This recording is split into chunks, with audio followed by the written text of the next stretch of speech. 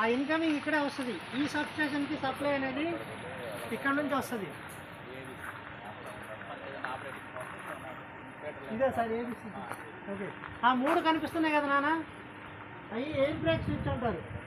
Air breaker, circuit breakers అంతేనా sir? AB switches అంటారు. మనకి ఏదైనా ప్రాబ్లం వస్తే అక్కడ ట్రిప్ చేస్తారు.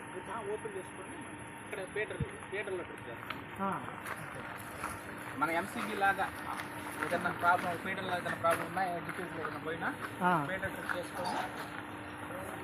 ట్రిప్ చేసుకొని ఏబీలో ఓపెన్ చేసుకొని incoming AB, out going AB, ఈ ఏది 33 kV లైన్ ఓకే మనం ఫీడర్ ట్రిప్ చేసుకోవాలి. సెక్యూర్ మీద ఎనర్జీ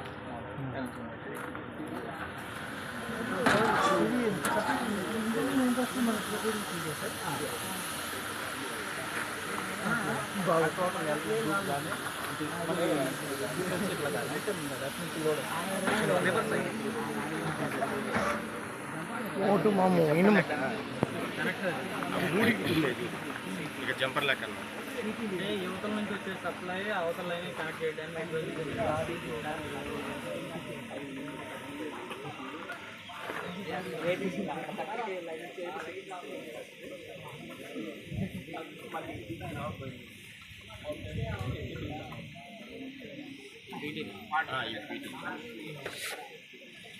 మా చూడండి ఒకసారి. సో మనకి ఇన్కమింగ్ 33 kV వస్తుంది కదా, ఈ రావడం ఇన్కమింగ్ ఇక్కడ లిమ్కి వస్తుంది. ఏబీసీ తర్వాత ఏబీ నుంచి మనకి ఇక్కడ లిమ్స్కి వస్తాయి. లిమ్ నుంచి మనకి సిపి అంటారు. సిపి అంటే కరెంట్ ట్రాన్స్ఫార్మర్. ఏంటది? Current transformer.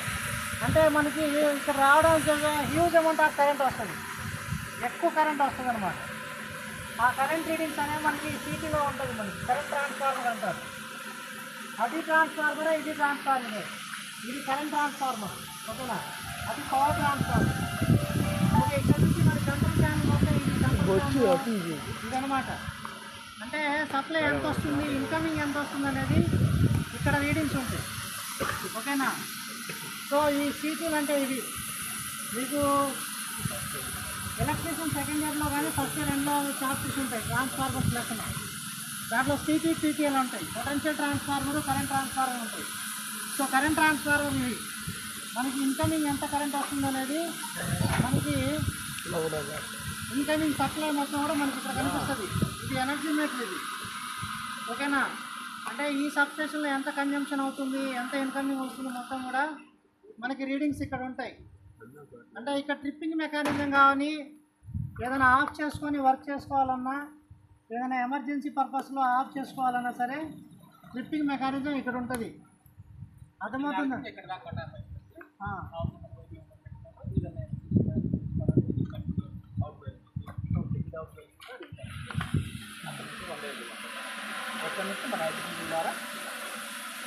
ఈ ఎడ్జ్ ఫీజెస్ అంటే అవేనమ్మా, సన్నగా తీగల్లాగా ఉన్నాయి కదా మధ్యలో, అవి ఎడ్జ్ ఫీజెస్ అంటారు.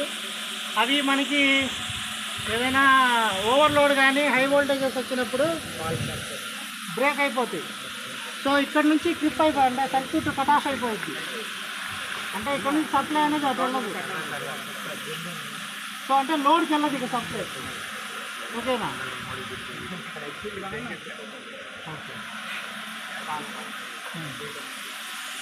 లోడ్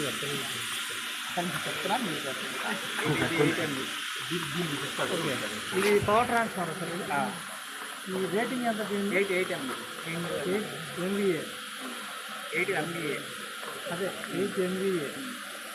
ఓకే, చూడమ్మా, ఇది మనకి పవర్ ట్రాన్స్ఫార్మర్లు మనం వీధి చివర్లు ఉంటాయి కదా, మామూలుగా మనం కాలనీల్లో చూస్తున్నాం కదా రోడ్ల పైన, అవేమో తక్కువ లో వోల్టేజ్ ట్రాన్స్ఫార్మర్స్. అవి అక్కడ మనకి 430 to 230 volts ఉంటుంది, ఓకే?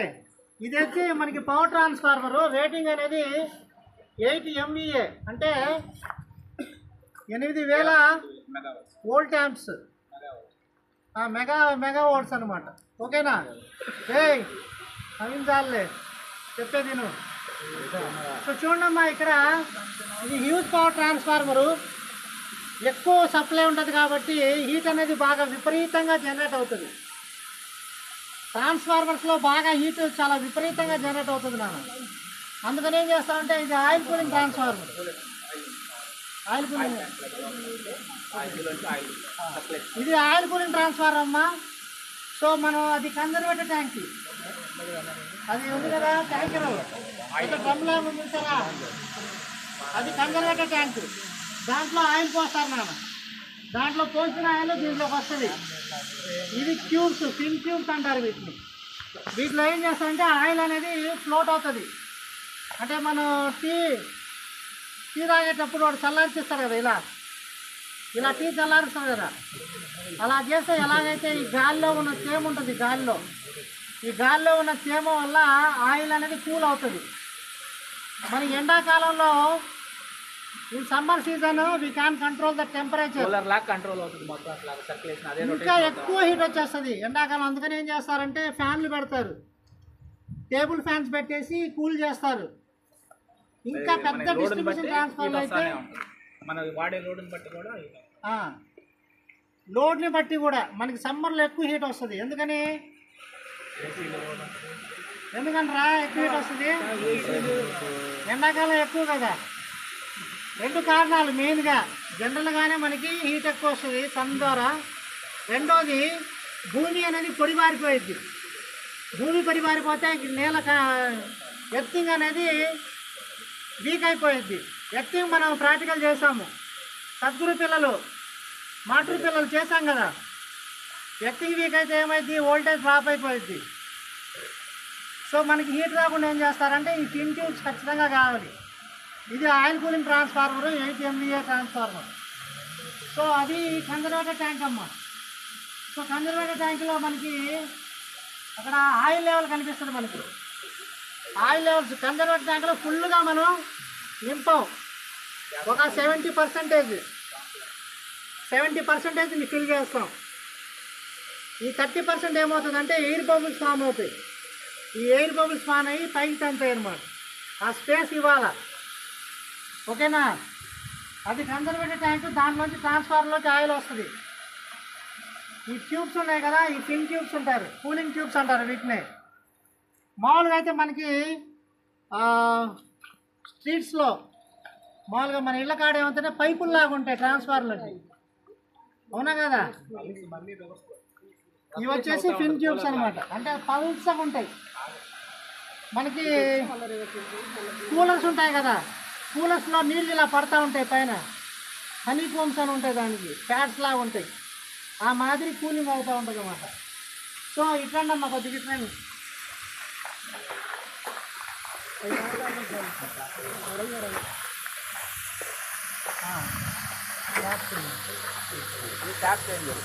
వోల్టేజ్ ఇంక్రీజ్ చేసుకోవడం. మనకి లోడ్ ఎంత బట్టి దానికి అవసరానికి లేక మనకి ఏదైనా వోల్టేజ్ డ్రాప్ అవుతున్నా కానీ మన స్టేషన్ ఎన్ని స్టేషన్ మనకి పర్మిషన్ ఉంది. 3 దాకా 3 దాకా అంటే వోల్టేజ్ మనకి ఎలా తెలిసిన సార్ డ్రాప్ అవుతుంది? మన అక్కడ ప్యానల్ బోర్డు తెలుసు. అంటే జనరల్గా మీకు లోడ్ని బట్టి అర్థమైపోయింది కదా రెగ్యులర్గా. లోడ్ని బట్టి అర్థమైంది మనకి ప్యానల్ బోర్డులో కనపడింది. వోల్టేజ్ ఎంత ఉంది స్టేషన్ వచ్చేసి వోల్ట్ మీటర్ ఉంటుంది లోపల. ఆ వోల్ట్ మీటర్ మనం చెక్ చేస్తాం. 11.3 అంటే 11.3 అంటే 30. సో మనం రెగ్యులర్గా రీడింగ్ చేస్తూ ఉంటాం కదా, దాని ప్రకారం గంట రీడింగ్ చేస్తాం కదా. సో దాని ప్రకారం చూసినప్పుడు కొంచెం ఎక్కువైందనుకో వచ్చి దాన్ని తగ్గించుకుంటాం. ఒకవేళ తక్కువగా ఉందనుకో 11.3 ఉంది మనకి సరిపోయింది. 5లో తక్కువగా ఉందనుకో 6లో పెట్టి. సో తక్కువ ఉన్నప్పుడు మనకు పర్మిషన్ ఉంటుంది. అందుకంటే 3 గంటలు తగ్గించుకోవాలి. 3 గంటలు తగ్గించి ఎంత పెంచున్నా ఎంత ఎక్కువ ఉన్నా 3 గంటలు తగ్గించుకోవాలి. అవసరమైతే మనం తగ్గించుకుంటే మనం పెంచుకోవచ్చు. తక్కువ ఉంటే పెంచుకోవచ్చు. తక్కువ ఉంటే పెంచుకోవచ్చు. అది ఎక్కువ ఉన్నా కానీ 3 గంటలు మనమైతే తగ్గించుకోవాలి. 7 గంటలు పెంచకూడదు. అంతవరకు ఇక్కడ. సో ఇది వోల్టేజ్ ట్యాప్ చేంజర్ అమ్మ. మనకి లోడ్ని బట్టి ఇక్కడ ట్యాపింగ్స్ అనేది మార్చుకుంటారు. సార్ చెప్పారు కదా, ఎంత లోడ్ ఉన్నా ఏం చేసినా 3 గంటలు తగ్గకూడదు, 7 కంటే పెంచకూడదు. ట్యాపింగ్స్ ఉంటాయి ట్రాన్స్ఫార్మర్లో, మనకి ట్యాప్ చేంజింగ్ ట్రాన్స్ఫార్మర్స్ అని. అంటే దాన్ని బట్టి మనకి వోల్టేజ్ లెవెల్స్ మారుతాయి. అది వాళ్ళకి ఎలా తెలుస్తుంది అనేది, మనకి లోపల మీటర్ సెక్షన్ ఉంది రూమ్ లోపల, అక్కడ మనకి తెలుస్తుంది వోల్టేజ్ ఎంత వస్తుంది ఏంటనేది.